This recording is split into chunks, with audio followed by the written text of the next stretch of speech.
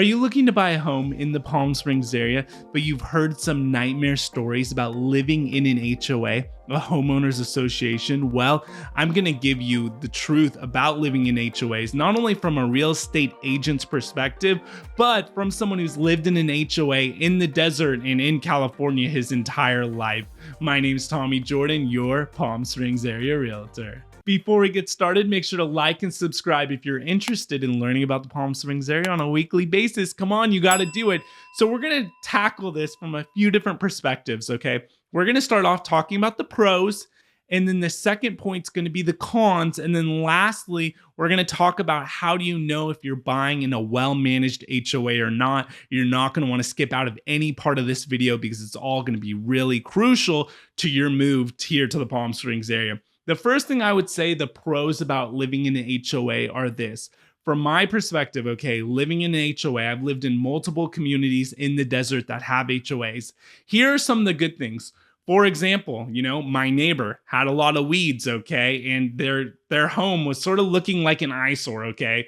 It was getting pretty bad, and luckily, I didn't have to say anything. I don't know if any neighbors did, but the HOA caught eye of this, they noticed this, and they basically forced the homeowner to clean up the yard, okay? And I'm talking weeds like, I'm 6 foot tall. They were maybe like 4 or 5 feet tall. It just looked pretty bad. So when you have an HOA, when you live in one, it's nice because it keeps the community looking nice, okay?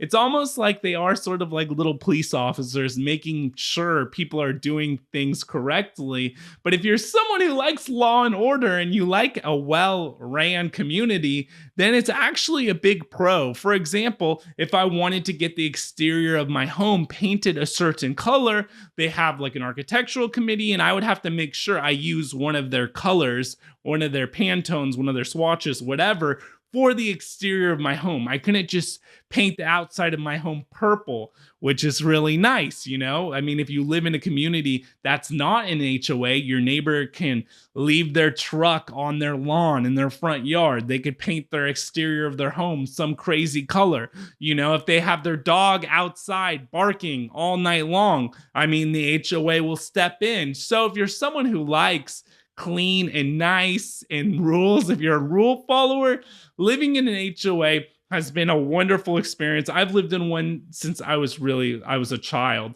Another pro thing about living in an HOA is security, okay? Living here with my wife, my children, you can see this cute photo here. It's really nice, okay? We lived in an HOA, a community right by El Paseo. It had a lake. It had a tennis courts. It was guard gated. It was wonderful because I could be out showing clients and my wife could be walking around the community with our children, okay? And, there's security guards driving around, and the front gate has a security guard at it. I just personally liked that peace of mind. We would take trips down to Newport Beach in the summer months, okay, just to get away for a little bit because it's only like a 2-hour drive. And it was nice to know that my home is secure. It's gated. It just gives you that extra peace of mind living in a community when you have those kinds of things. Not to mention just having amenities, right? If you have tennis courts, pools, spas, all that kind of stuff in your community, somehow it needs to get paid for and managed and ran well. Well, that's an HOA. So I like the benefit of, having, for example, our last home didn't have a pool, but we had a pool, right outside our courtyard from our backyard. My wife could just take the kids down to the pool and we didn't have to worry about it. We didn't have to manage the pool. It was always clean. It was always perfect. It was even heated. So, these are a lot of the pros living in an HOA. You have security, you have amenities, your neighbors can't start doing crazy random stuff to their house or just being a nuisance to the community because then the HOA will step in to protect you. Now, with all that being said, there are cons to living in HOA. For example, I remember growing up in San Clemente, okay, and we always had a house here in the desert. One night in San Clemente left my car where did I leave it? I left it in front of our house, okay, on the street, and it was towed. And I was in high school. I was working a job at Starbucks, and it was like $300, which back then was like a lot of money, okay, when you're making $8 an hour, okay. So I'm 33 now. Minimum wage has gone up a lot in California. So $300, and that actually happened twice to me.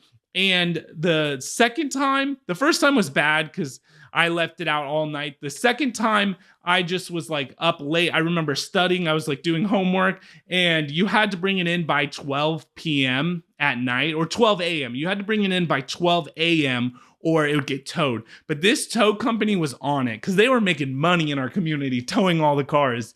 And it literally was like 12:10. I went to go out to my car and it was already gone. It was already towed. So that was a big bummer. So you do have to deal with stuff like that. That can be a little annoying. And I mean, now that I'm older, I thought it was the dumbest thing in the world, to be honest, as a kid, right? I'm like, why does it matter if your car's on the street or not? Like, who cares? But now as I'm older, and I have kids and we go to walk to our mailbox or whatever, if there's a car parked on the street late at night, I'm like, okay, I'm sort of like neighborhood watch. Okay, by the way, I know everything. I'm very like an observant person. So I know everything that's going on in my community. Like when people come home, when they leave, because I work from home a lot. Not that I'm like some creeper, but I just like to be aware. You know what I mean? So I've watched maybe like too many like horror movies as a kid or something. So now I'm like, paranoid. But being paranoid is good in this day and age.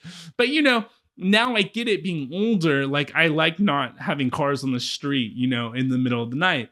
But it can be annoying. So, for example, if you have like an RV, or there's just a lot of restrictions. So my advice to you is just know those restrictions beforehand. Know what you're getting into, right?